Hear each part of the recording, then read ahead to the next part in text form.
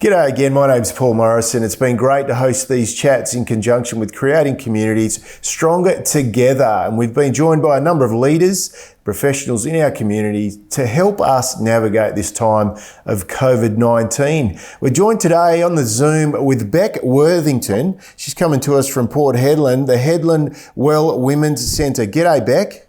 Hello, how are you? Yeah, going great. Now tell us a bit about what you do up there in Hedland. Okay, so the Well Women's Centre is a community health space for women and families, and we focus on health and well-being for all women.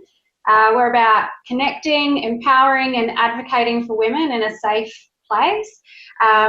We are based on a social model of health, so ironically we're about relationship building and addressing isolation. So isolation that happens from living remotely. So that's one of the things we already handle and tackle on a day-to-day basis. So it's quite a new way to be tackling this isolation at the moment. But we provide a holistic view of women's health. So we provide a lot of health services and then a lot of ways to advocate and educate women and connect women. So yeah, we have a nurse on staff, we've got counsellors, we've got dietitian, we run cancer support services, and then lots of programs and events. So we do a heap.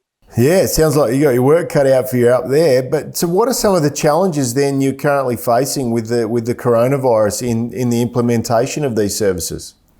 Yeah, so for us it's been, and like anyone, it's been trying to think innovatively and trying to think what it is that we do on a day-to-day basis and how we can still provide that in a virtual world. So for us, that is about connection and relationship building and supporting women holistically. So yeah, how it's been challenging to try and offer those services when we can't provide perhaps the space for women to come into.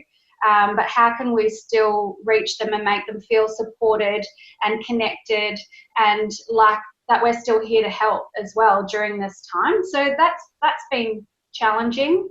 I think for us as well in the women's health space, we know that there's certain things that happen for women that put women at higher risk around domestic violence. And one of the reasons our centre exists is because we know there's other health outcomes from things such as domestic violence.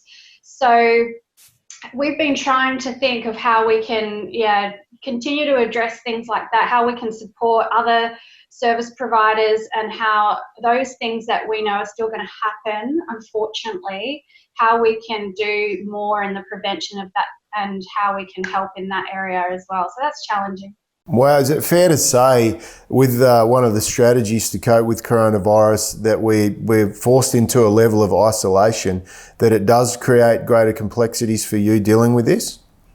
Yeah, I think that it's really important that we stay aware that a lot of us are lucky that we can be in isolation in a safe environment, but unfortunately some are not. And that isolation we're concerned about women in those environments. So yeah, that is definitely something that is challenging, and we want to do as much as we can to support the women in those circumstances.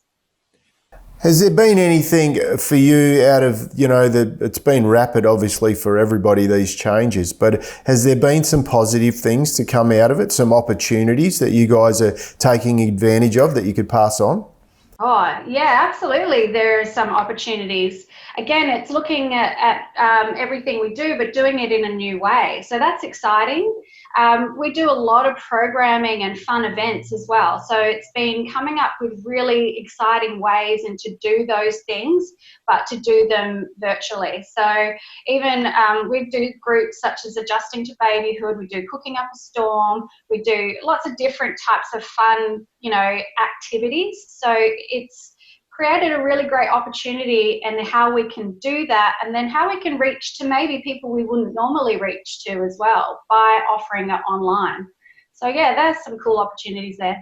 So fair to say you've upped your online skills and you've adapted to include more people than before? We hope to, yes, absolutely. We have adapted. We're learning new technologies. We're trying to move with the times and keep up with it. Yeah, definitely there's opportunity there. One of the things we've been saying to everybody, we certainly believe in these times, we're being reminded of how much we do need each other. Would you have a tip for the community, a stronger together tip that you'd like to pass on?